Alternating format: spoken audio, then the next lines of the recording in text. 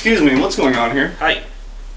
How are you? How are you? I'm not well. There are strangers in my house. Oh no, we're not strangers. Well, what are you doing here? We have a administrative inspection warrant issued by the District Division 8th Circuit Court in Keene yesterday. I'll give you a copy. We left one for this gentleman, but you didn't accept it. What's this regarding? It's, well, I'll let the fire captain speak Trying to to that. explain. We had received a complaint. Mr. Parsells is a housing inspector. They filed a complaint to the fire department. My name is Captain Lafreniere. This helps you. I'll give you a card. You don't have to take it if you don't want. And we're answering the complaint, seeing if we have evidence that there's more than a single or two-family house here going on. That's the complaint. So wait, My somebody, somebody can just say something to you and you get to come into my house? No, that's not right.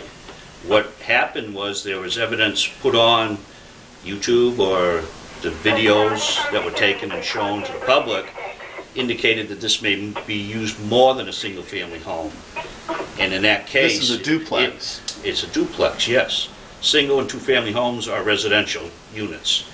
If you expand that to other things, it may jump into lodging home type requirements. And if that's the case, I'm interested in your fire safety of this building and your occupants, and that's why I'm here, to see if it is beyond a single or two family home and being used as a lodging house. And in that case, you would need some other safeguards, more than a small battery powered smoke detector. You need more detection in here for the protection of the occupants.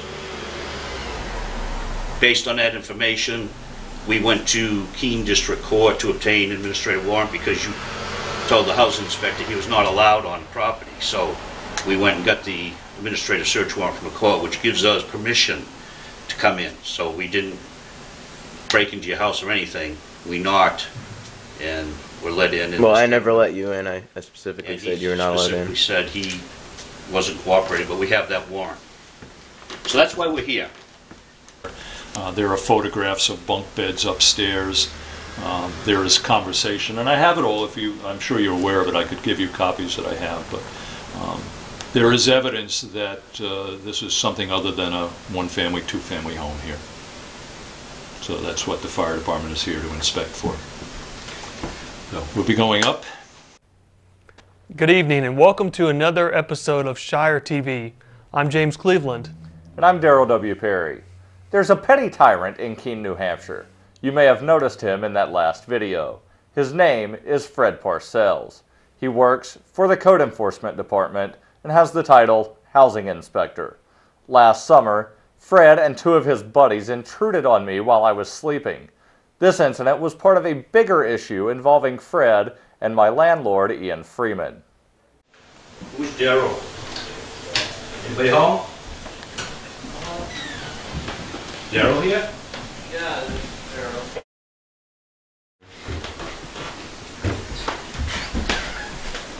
It's a single family. It's a big bedroom, one person in it. One bed in it, which would be typical of a single family home. You're stepping on somebody in the shower now? Nope. Is there another bedroom up here? Shower. Is that a bedroom over there? I don't like the idea of you going in on people while they're sleeping, and so I don't really feel like answering questions. On freekeene.com, Ian writes, Fred and I have broken bread together many times in the past, but that was before he made me into his pet enforcement project in his newest job as code enforcer. Prior to Fred becoming code enforcer, I had not heard from Keene Code Enforcement on anything for about 5 years. Then, as soon as he got the gig, all of a sudden my property had issues. The latest issue is a yard sign for the radio station Liberty 94.3, which Fred claims violates the city sign ordinance. A threat was emailed to Ian from Fred, and within minutes, Fred can be seen on video removing a similar sign from a neighbor's house. Hi, Ian. It's Fred Parsells. It's 2:45. I just wanted to correct the information you put on your website about me being a thief for taking the sign off your neighbor's yard. I actually spoke to Mr. the owner of Street in the presence of my supervisor on speakerphone, and authorized me to remove that sign from his yard, which he did not want there. So I know it appeared to you that I was doing something improper, but you know that I wouldn't do that, and so you might want to just correct your website, because I know you're all about accuracy. If you want to give me a call, please do. Bye-bye. Happy New Year, and let's do coffee soon. Bye. No, I don't have him in my city phone. I have him in my personal phone. Why did you just leave him your personal phone number? He has it. He's had it all the time. I like it. I don't have anything against. Pete Eyre from copblock.org posted this open letter about Fred Parsells. Many folks who reside in Keene are aware of the petty harassment doled out by Fred. A former police employee, Parsells now claims a legitimate right to be a noisy bother to his neighbors due to his occupation as a code enforcer. Fortunately, a lot of thinking individuals have concluded that when initiation of force or threat is utilized, whether officially sanctioned or not, the person initiating the force is in the wrong. There is much I love about Keene, yet I could do without the countless iterations of force threatened or initiated by Fred Parsells. Let's grow up and treat others how we'd like to be treated. If you have a Parsells sighting or visit, please do document and share with Keene Copblock. The sooner we can work together to put a spotlight on the actions of this individual who has unfortunately taken it upon himself to act as a creepy, petty tyrant, the more likely we are to live free from his harassment.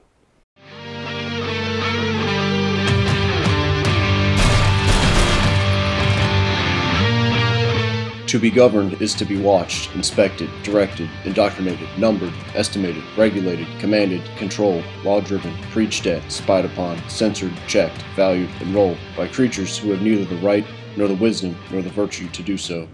Keene, a college town of 25,000 people in southwest New Hampshire, is a peaceful place. Yet there's one person who is well known for incessantly harassing strangers. It's not some crazy dude who lives under the bridge or a hubristic talking head, but Fred Parsells, who can aptly be described as one part stalker and one part paternalistic petty tyrant. After retiring from the Keene Police, from which he draws a sizable pension. Keene Police, let me help you. Yeah, hi, I want to let you know I'm recording this call for my records. I was wondering if Fred Parsells receives a pension from the Keene Police Department. Yes, he is a retired police officer here. Parsells now dictates to his neighbors how they can utilize their own property under the guise of being a housing inspector. Please. Like your aunt's ankle-biter dog that won't go away, Parsells always seems to be around. He gave my friend Derek J. a ticket for having expired tags for a vehicle parked on private property. Why did you do this? Who am I hurting right now? Why are you going away? I have questions for you. He frequently drives by and just idles for a while, doing his creeper thing. In this clip, I'm across the street on the phone. When I saw Parsells, I got out my camera and filmed. He just sits there for about 20 seconds, until another vehicle comes along. Keene residents, would you choose to pay the salary of somebody like this? In this clip, Parsells is seen smoozing with a neighbor who, like him, took a salary from Keene taxpayers. Parsells not only walks onto private property, but has the audacity to poke his head into the garage. And this past summer, he entered the Keene Activity Center, not due to an invitation from the owner, but because he believes a written decree from a friend supersedes property rights. You guys are pathetic. It's embarrassing. If Parsells were proud of his actions, don't you think he'd want to talk about them? Especially as a mission he purports to uphold seems to be contingent on such communication. How's it going, Fred? Morning, Fred. I want to let you know I'm recording. Would you have time for a conversation? Fred? Parsells has never responded to any of my questions. At least his colleague Gorman had enough respect to do so. You don't have the slightest idea of either what I do, do you? I mean, all I know, you can correct me if I'm wrong, but you take a salary that's taken from people in the community, and then, you go around under the auspices of trying to keep people safe, but oftentimes it incurs higher costs for people, and if people want to live a certain way, they should be free to do that on their own property. And from what I understand, your job and that of your colleagues sometimes doesn't allow for that. But if you want to correct me, I'm open to hear. No, I'm going to choose not to engage, but can you understand? Yeah, I appreciate it. You have a good day as well. Can you understand why someone in my position might take issue with some unrelated third party telling me or a colleague how to potentially live our lives and how we can use our property? I mean, that's my issue. I understand that there are different opinions. Sure. Right, but with the issue... Listen, I don't mean to cut you short, but I'm going to have to let... But when force is used or threatened, that's the big issue, and that's what you guys do, man. I have an incentive to live in a shelter that won't collapse on me and my friends, and that won't burn down and destroy my property and possibly that of others. My safety is my responsibility. I did not sign a contract with Parsells or his cronies to help keep me safe. Life is good, but it'd be better off without the ongoing harassment campaign of Fred Parsells. My message to you, Fred, live and let live.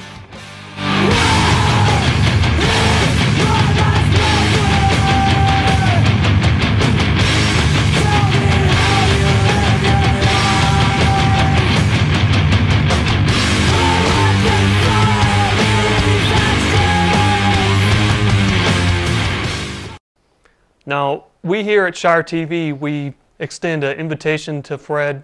He can come on the show if he would like, or we could even tape an interview. I made a phone call to him today to that effect.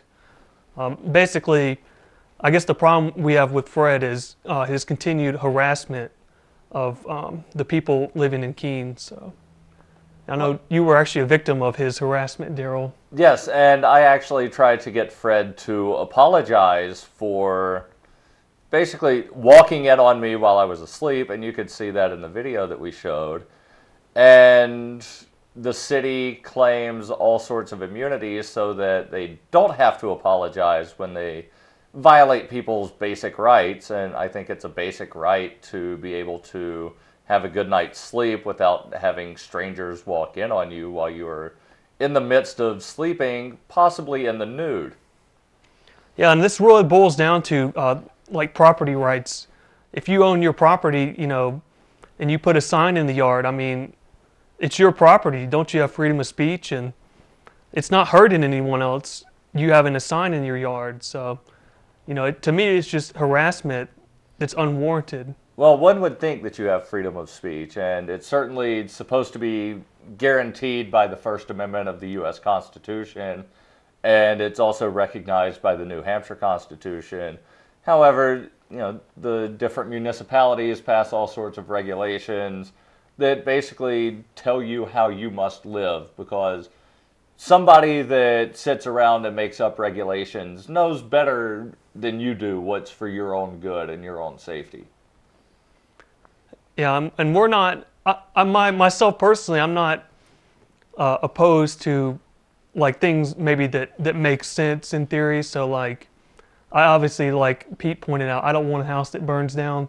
But to me, it should be incumbent upon, let's say, the person buying the house to do their due diligence to make sure it's a good property. So I think the free market would solve a lot of the problems caused that Fred supposedly addresses, you know. So certainly, and my understanding is there were no housing codes until at least the 19th century.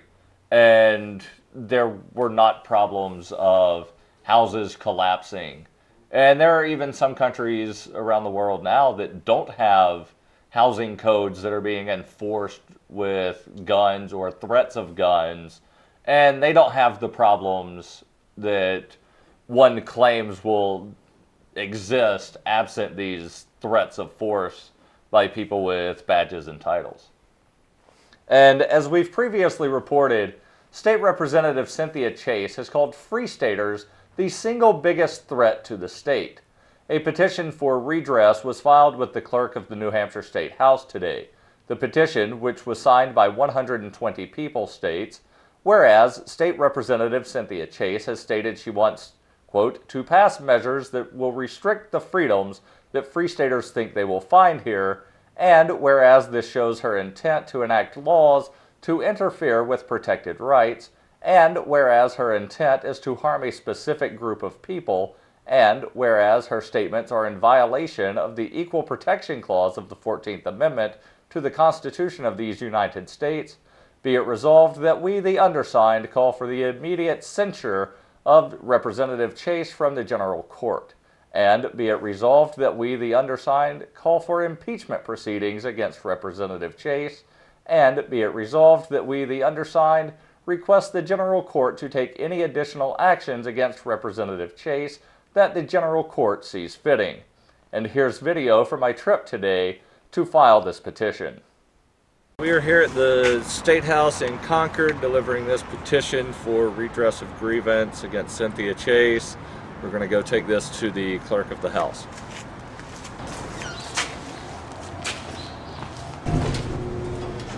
Hello. Delivering a petition for redress of grievance to the House Clerk. Okay, hang on just a moment for me. Sure.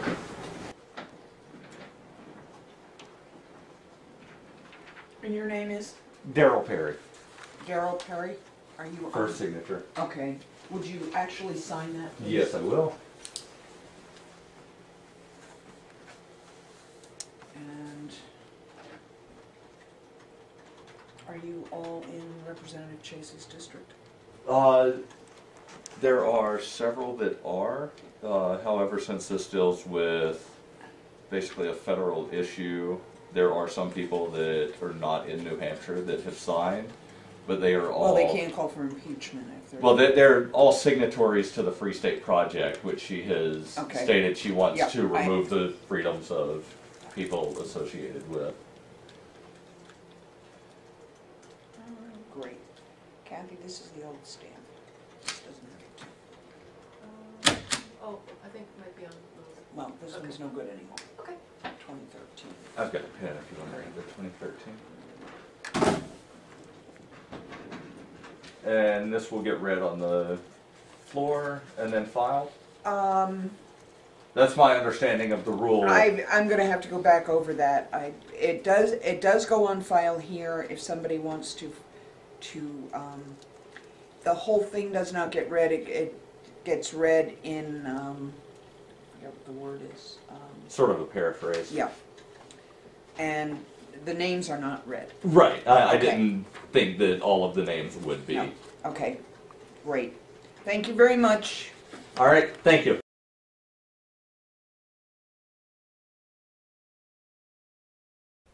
In addition to this petition calling for the censure and impeachment of Cynthia Chase, some participants of the Free State Project gave her flowers and a thank you card.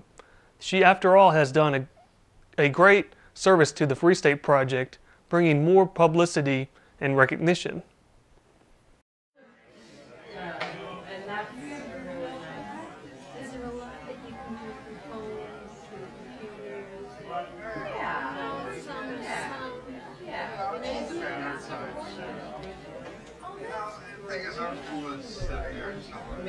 So nice to meet you. Absolutely.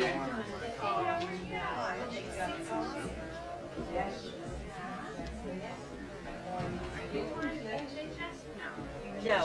Oh, that's so much. Congratulations. Yeah. How are you? Welcome back. Thank you. How's it feel?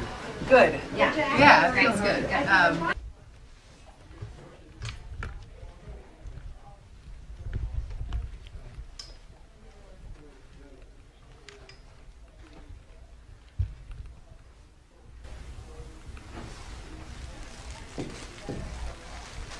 And who's that for? Cynthia Chase.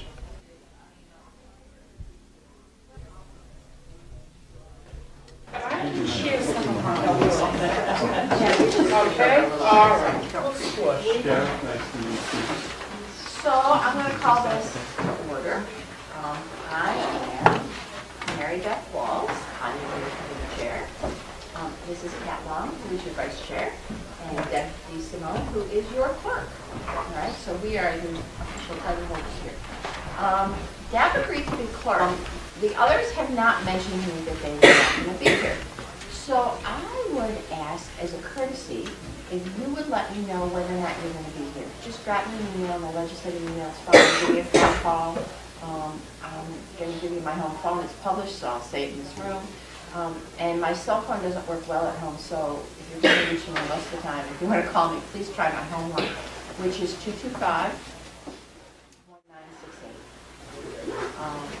And I have 5 kids plus a Swiss exchange student. They're pretty good about taking messages and putting them on the whiteboard, but occasionally they're not perfect. Most of them are on it, they're old enough now, they come and go. The Swiss exchange student is there all the time, but the kids, all 5 of them kind of are away at school and they come and go. But it seems that they're always seen. You know, I find it really interesting that Representative Chase did not show up to that committee meeting on what was essentially one of her first days back on the job after being reelected to the state house. But, you know, I wonder if the censure or impeachment are actually going to be needed if she doesn't actually show up. Yeah, that's a good point. Personally, I think her statement and, you know, this whole controversy is going to backfire on people who think like her. I mean, this has become a national issue. You know, it's gaining recognition, as we pointed out, for the FSP, and it's probably going to motivate more people to move here. Yeah, I believe that it will, and especially with the national recognition from Fox News and Breitbart and even Rush Limbaugh. And I hate to mention him just because he turned it into a Democrat versus Republican thing. The article that was posted on the RushLimbaugh.com website that was essentially the transcript of his radio show, he mentioned conservatives 11 times. He mentioned libertarians twice. Both times he mentioned libertarian, it was right next to the word conservative. And the words Free State Project were not mentioned by Rush Limbaugh. So I hate to even mention the media that he gave us, but I do believe that a lot of people then went and got online and searched out to try to find out what he was talking about. So I think it has been good promotion for the FSP. But I just think that as a state rep, she should not be saying the things that she's saying just because they do show an intent to discriminate and harm a segment of the population. And speaking of harming a segment of the population, the Second Amendment is under attack in this country yet again. The great gun debate rages on. Many who lead the charge to ban firearms tend to use the argument that the Constitution never covered the type of firepower we would have available to us in today's times. When the Constitution was first penned, the musket was the prevailing weapon of the land. The founders could have never envisioned the destructive power one could purchase at their local Walmart. But that argument doesn't stand up when you learn the real history. Ben Shapiro explains. I know the Second Amendment. What I haven't heard is one coherent reason why any civilian in America needs an AR-15 military-style assault weapon. Tell me why you need one. I told you why the general population of America, law-abiding citizens, why need do an they need AR-15. those weapons? They need them for the prospective possibility of resistance to tyranny, which is not a concern today. It may not be a concern tomorrow. Where are you expecting the tyranny to come from? It could come from the United States because governments have gone tyrannical before. Let me ask you again. What is the point of a civilian having an AR-15 assault weapon? To protect against the possibility of eventual government tyranny. This was the purpose of the Second Amendment originally. It remains the purpose of the Second Amendment now. And pretending that governments have never gone usurpacious before from a democratic position. Do you genuinely believe your own government is going to turn on you in a way that you require an AR-15 to challenge them? This is what you really believe is going to happen. It may not turn on me. It may not turn on my children. Is that what you think? It may not turn on me. It may not turn on my children. But the fact is this. History is replete with democracies going tyrannical. It has happened. It happened in France in the 19th century. It happened in Spain in the last century. It happened in Germany. It happened in Italy. It has happened repeatedly throughout history. It happened in Japan. The reason we cannot remove AR-15 assault weapons is because the threat of your own government turning on you in a tyrannical way. It is yes. It is because that is your position. It is because there are countervailing rights and responsibilities. And here's what I don't understand why we can't come to why can't we come to an agreement about reasonable law? You just want to demagogue the issue. You have made your point crystal clear. People aren't stupid. They can make up their own minds.